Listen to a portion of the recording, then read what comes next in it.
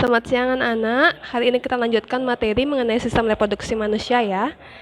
Pertemuan sebelumnya kita sudah belajar mengenai organ-organ reproduksi manusia baik pada laki-laki dan juga perempuan beserta fungsi-fungsinya. Nah, kalian juga sudah belajar mengenai bagaimana bentuk sel sperma, bagaimana bentuk sel ovum anak-anak ya. Nah, untuk hari ini Miss akan membahas beberapa istilah-istilah yang akan muncul atau sering terlihat di sistem reproduksi manusia. Nah, yang akan Miss bahas adalah ada ovulasi, ada fertilisasi, ada kehamilan dan perkembangan janin, menstruasi, dan penyakit atau gangguan sistem reproduksi pada manusia. Kemudian, nah yang pertama ya adalah ovulasi. Ovulasi adalah proses ketika sel telur atau ovum yang sudah matang dikeluarkan dari ovarium ke tuba falopi atau oviduct. Jadi seperti yang kalian lihat di gambar dan seperti yang sudah kalian pelajari, kalian tahu bahwa ovum atau sel telur itu dibentuk di ovarium. Ini ovarium ya anak ya, ini. Nah, ketika ovum itu sudah matang, dia akan dikeluarkan dari ovarium. Nah, kemudian ketika dikeluarkan akan ditangkap oleh fimbriae. Ini fimbriae namanya, ini yang kayak jari-jari ini. Nah, kalau udah berhasil ditangkap oleh fimbriae, sel ovumnya akan masuk ke saluran yang berikutnya gitu. Jadi intinya ovulasi adalah proses ketika sel telur yang sudah matang dikeluarkan dari ovarium ke tuba falopi untuk dibuahi, seperti itu.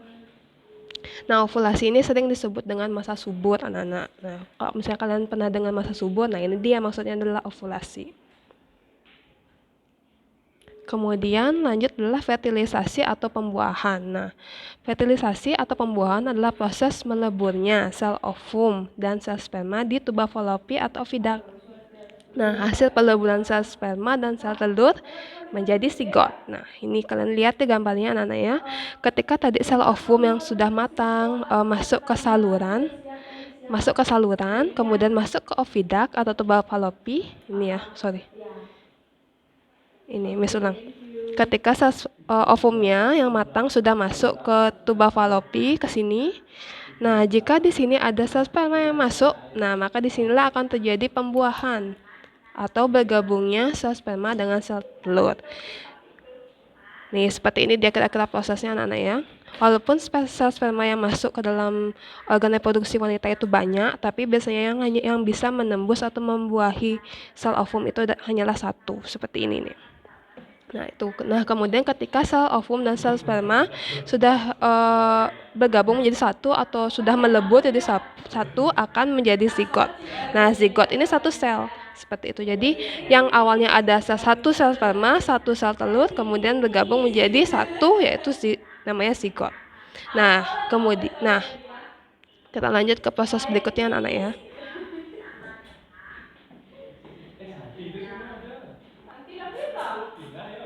Nah, ketika dia sudah menjadi zigot, nah zigot itu tadi kan masih di tuba falopi. Nah, nanti dia akan bergerak menuju ke rahim dan akan menempel ke dinding rahim anak-anak. Nah, ketika dia menempel di dinding rahim, itulah disebut dengan mulai proses kehamilan namanya. Jadi dia jadi embrio, jadi janin, itu dia berkembangnya di dinding rahim, menempel ya di dinding rahimnya. Nah, seperti yang kalian tahu juga kan perkembangan kehamilan itu kan sekitar 9 bulan sampai dia lahir.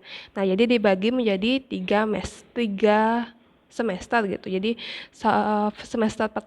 trimester pertama itu 1 bulan hingga 3 bulan pertama, kemudian yang kedua yaitu dari 4 bulan sampai 6 bulan, dan kemudian yang trimester yang terakhir itu dari 7 bulan hingga lahir seperti itu. Nah, untuk yang trimester pertama itu kira-kira terjadi perkembangan atau pembentukan organogenesis, artinya sudah mulai terbentuk organ-organ vital pada janin, misalnya jantung seperti itu. Kemudian jantung itu juga sudah mulai bisa berfungsi atau berdetak di minggu keempat. Nah, pada akhir trimester pertama ini, si fetusnya sudah memiliki panjang sekitar 5 cm anak-anak. Nah, kemudian kita masuk ke trimester kedua. Di trimester kedua ini disebut dengan uterus. Uterus tumbuh cukup besar sehingga kehamilan sudah mulai terlihat. Kalau tadi di trimester pertama biasanya kan belum kelihatan ya perut ibunya besar. Jadi kalau udah trimester kedua biasanya sudah lebih terlihat. Nah, pada trimester kedua ini fetusnya itu sudah gerak aktif dia. Jadi ibu itu sudah bisa merasakan gerakan dari bayi yang ada di dalam perut. Nah, kemudian fetus yang sudah terlihat ini dia akan mengalami perkembangan lagi, sudah memiliki jari, jari tangan, jari kaki, ada alis, bulu mata, ada mata juga, serta matanya sudah bisa membuka atau menutup, kemudian ada mulai terbentuk gigi di trimester kedua. Nah, kemudian di trimester ketiga ini, seperti yang kalian lihat di gambar, kan bayinya sudah besar terlihat ya. Jadi bobotnya juga sudah bertambah, kemudian sekitar 2-3 kilo dan panjangnya bisa sampai 50 cm. Nah, di sini di trimester ketiga ini dia akan terjadi pembentukan sistem sirkulasi. Nah, kalian masih ingat apa itu sistem sirkulasi? Sistem sirkulasi adalah sistem peredaran darah. Jadi sudah mulai terbentuk pembuluh-pembuluh darah di sana dalam tubuhnya. Dan juga pembentukan sistem respirasi atau pernafasan gitu. Jadi kan itu persiapan untuk bayinya bisa lahir ke dunia gitu, lahir udah keluar dari perut ibu, jadi dia harus punya sistem-sistem organ yang lengkap seperti itu. Nah, kemudian juga tulang mulai mengeras dan ototnya juga mulai menebal saat trimester ketiga. Nah, nanti ketika trimester ketiga sudah berakhir, maka bayi tersebut akan siap dilahirkan. Seperti itu anak-anak. Nah, kemudian ada peristiwa menstruasi. Menstruasi itu adalah terjadinya pendarahan pada uterus. Uterus itu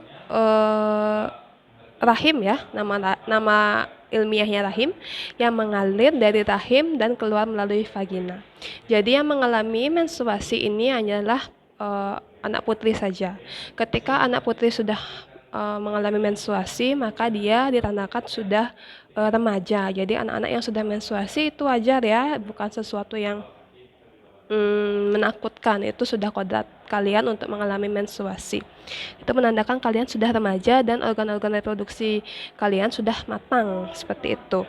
Nah, menstruasi itu biasanya ada siklusnya, setiap bulan akan mengalami menstruasi sekitar 4-6 hari seperti itu.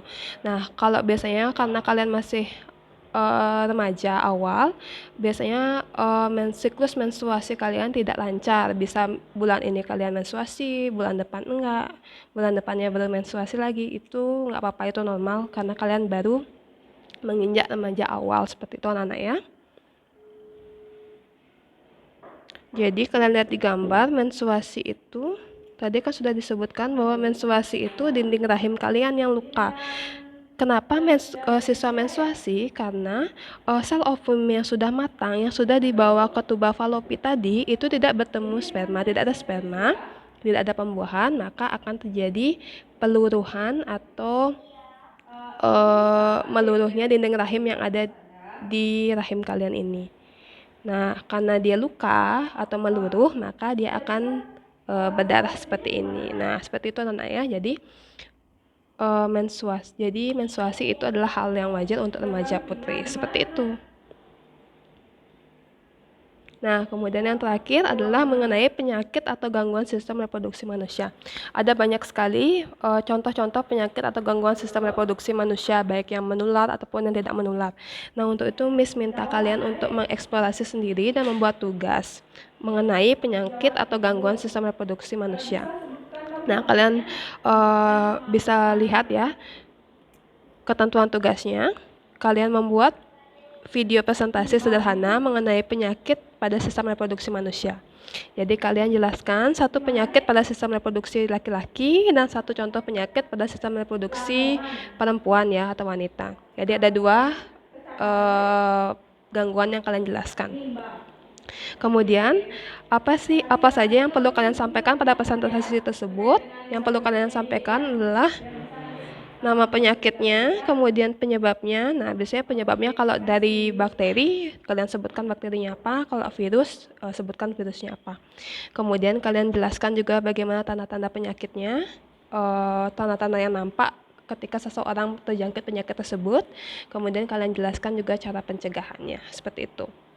Jadi kalian bisa membuat videonya sekreatif mungkin. Nah, kemudian videonya bisa diupload di Google Classroom, atau kalau misalnya terlalu besar bisa kalian upload di YouTube kalian masing-masing, nanti linknya dikirimkan ke grup WA. Batas pengumpulan videonya adalah 14 Agustus 2021. Jadi sekitar 1 minggu lebih ya Miss berikan waktu untuk mengerjakan tugas ini. Nah, seperti itu materi untuk hari ini. Jika kalian ada yang ditanyakan mengenai materi ataupun tugasnya, silahkan ditanyakan di grup WA IPA masing-masing kelas ya. Makasih anak-anak.